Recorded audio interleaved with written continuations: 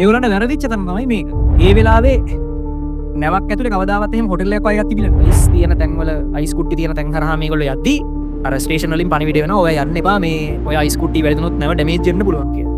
අර ඒගොල්ලෝ හිනා මේක ඩැමේජ් වෙන්න යකඩනේ. ඊපස්සේ ගිහලා පොඩ්ඩ අයිස් කුට්ටි යන්න මේ කවුරුහරි පයින් ගෙවුවත් ටක් ගාලා කටලා යනවා මේ යන්නේ මෙතන. ජීවිතේට ෆිසික්ස් වගේ ටයිටැනික් නම් අන්සින්කබල් ෆිෂ් මේ ෂිප්. ගිල්ලන්න බැරි නෞකාව.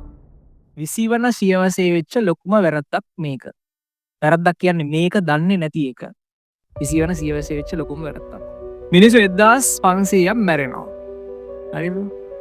දොස්තර කෙනෙක්ට වැරදුනොත් එකෙක් දෙන්නෙක් මැරෙයි. හරිද?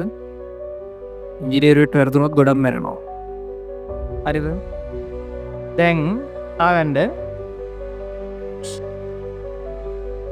1910 දී විතර 1910 ආසන්න වශයෙන් තමයි මේ වරතක් වර්ෂ හරියන්නේ. 1910 දී විතර හදනවා ඒ වෙලාවේ ලෝකෙ තිබිච්ච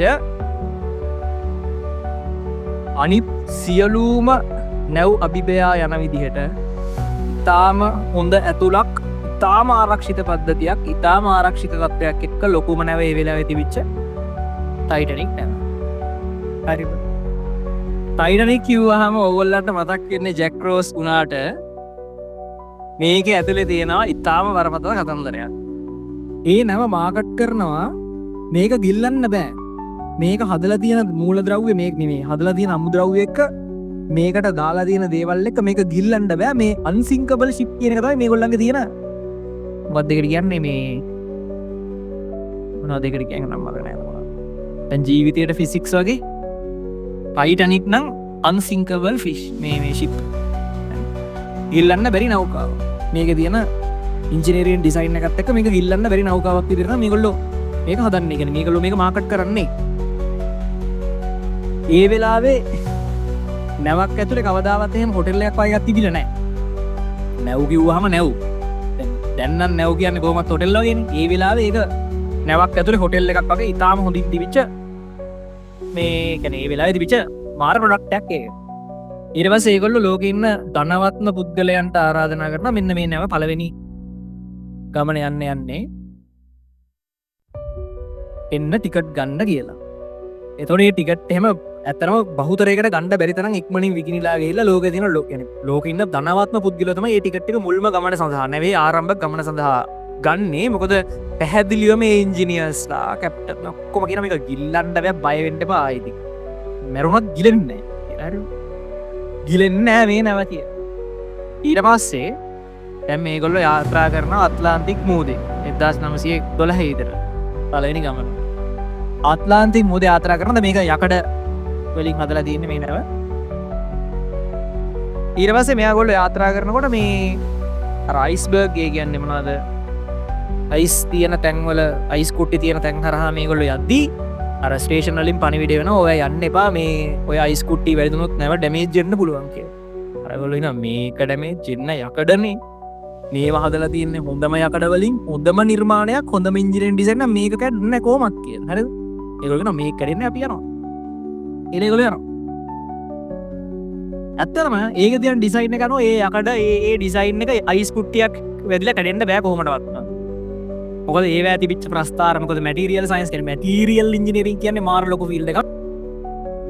එතකොට ඒකේ හැටියට මේ වක්‍ර ඔක්කොම අධ්‍යයනය කරලා ඒ කියන්නේ මොකක් හරි හදිස්සි තෙරපීමකදී ප්‍රහාරයකදී මේක මෙහෙම ඇදුනොත් ආයි සාමාන්‍ය තත්ත්වයට පත් වෙන විදිහට තමයි ඒක තියෙන්නේ. ඒ කියන්නේ අයිස් කුට්ටියක් කොච්චර හයියෙන් වැදුනොත් යකඩ අධික ආතතියකට ලක් වෙනවා, අධික ප්‍රත්‍යාබලයකට ලක් වෙනවා. ඉතින් මේ වක්‍ර හැටියට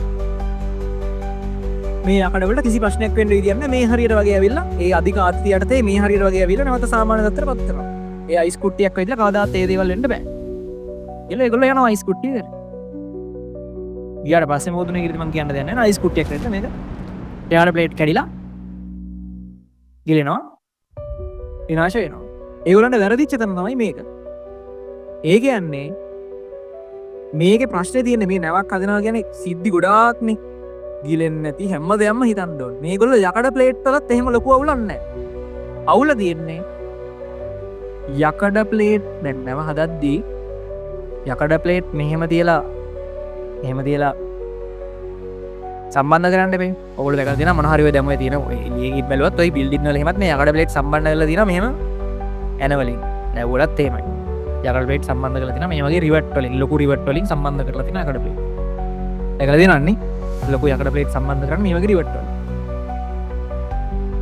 මේ රිවට් වලට ගන්න ඇනවවා මේගොල්ලෝ ටෙස්ට් කරලා තියෙන්නේ මොකද ඇනවලට තමයි ආතතිය එන්නේ මොකක් හරි ලොකු පහරක් පැදිච්ච ගමන් ඇනවලට තමයි මේකේ ආතතිය එන්නේ ප්ලේට් දෙකක් එහෙට මෙහෙට වෙන්න හදද්දි ඇනේට තමයි ආතතිය එන්නේ ඇන පවා මේගොල්ලෝ ටෙස්ට් කරලා තියෙන්නේ හැබැයි ඒගොල්ලෝ හරියට දැනන් හිටියේ නෑ මේ ඇන හදලා තියෙන යකඩ වලින් යකඩවල තියෙන සල්ෆර් ප්‍රතිශතය වැඩි වෙද්දී ඒගොල්ලෝ දැනන් හිටියේ නෑ ඉතා අඩු උෂ්ණත්වවලදී මේ ප්‍රස්ථාරයෙන් මේ ප්‍රස්ථාරයට මාරු වෙනවා කියනවා ඒක තමයි යකඩවල තියෙන විශේෂ ඒක විශේෂ ලක්ෂණයක් තන්‍ය ද්‍රව්‍යයක ප්‍රස්ථාරයේ තන්‍ය ද්‍රව්‍යයක් තන්‍ය භාවය කියන එක ඉතා අඩු සෙල්සියස් අංශක ඍණ උෂ්ණත්වවලදී බංගුර භාවයකට පත් වෙනවා තන්‍ය ද්‍රව්‍ය යකඩ කියන එක උනත් ඉතා අඩු උෂ්ණත්වවලදී තලන්න පුළුවන් හැකියාව තියෙන එක එකපාරට බංගුර ද්‍රව්‍යයක් වඩ ඒ කියන්නේ පොඩි පාරක් ගැවුවම කැල්ල යන ද්‍රව්‍යයක් බවට පත් වෙනවා ඉතා අඩු උෂ්ණත්වවලදී ඒගොල්ලෝ සාමාන්‍ය උෂ්ණත්වවලදී තමයි මේ ඔක්කොම ටෙස්ට් කරලා තිබ්බේ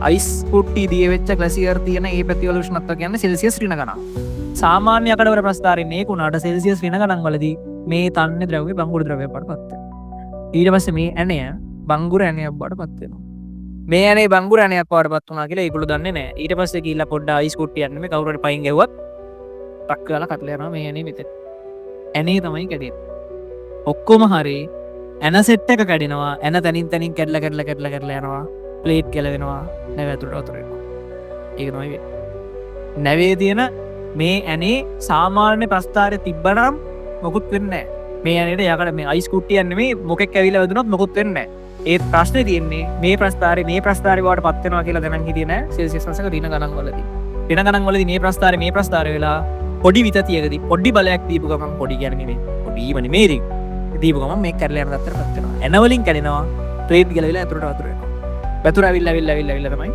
නැව දෙකට කැඩලා පල්හැට වැටෙනවා ඕක තමයි වෙන්නේ ඉතින් ප්‍රස්ථාරයක් වැඩිච්ච එකේ 1500ක් මැරෙනවා අවුරුදු 100ක් ගිහිල්ලත් අපි ඒක ගැන ලොකුවට කතා කරනවා ප්‍රස්ථාරයෙන් වරද්දක් එපා ඒව සිද්ධියක් තමයි ටයිටැනික් එකේදී වෙන්නේ මේ කතන්දරේමත් තමයි සියලු දේ තීරණය වෙන්නේ ඒකෙදී ඒගොල්ලෝ දැනන් හිටියේ නෑ තන්‍ය ද්‍රව්‍ය අඩු උෂ්ණත්වවලදී බංගුර ද්‍රව්‍ය ලෙස හැසිරෙනවා කියලා හැබැයි එතනින් පස්සේ ඒක සෑහෙන්න පාවිච්චි කරා ඕගොල්ලෝ ෆිල්ම් වල දැකලා තියෙනවද අර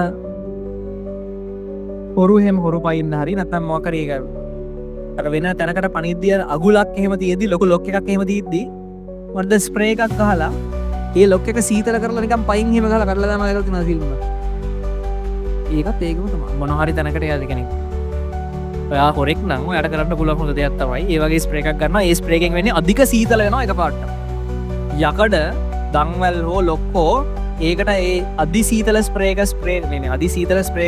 කරාට පස්සේ යකඩ එක ඉතාලම සීතල වෙනවා සීතල වෙච්ච ගමන් මොකද වෙන්නේ මේ ප්‍රස්ථාරයෙන් මේ ප්‍රස්ථාරයට වයින්නවා පැන්න ගමන් බංගුරයි පයෙන් ගැහුවත් ලොක් එක කැඩෙනවා තේරෙනවද කියන්නේ දැකලා තියෙනව නේද මේ ඒ වගේ ෆිල්ම් වල තියෙනව දැකලා තියෙනව නේද දැන් දෙවෙනි නිමේ තියෙන්නේ නැහැ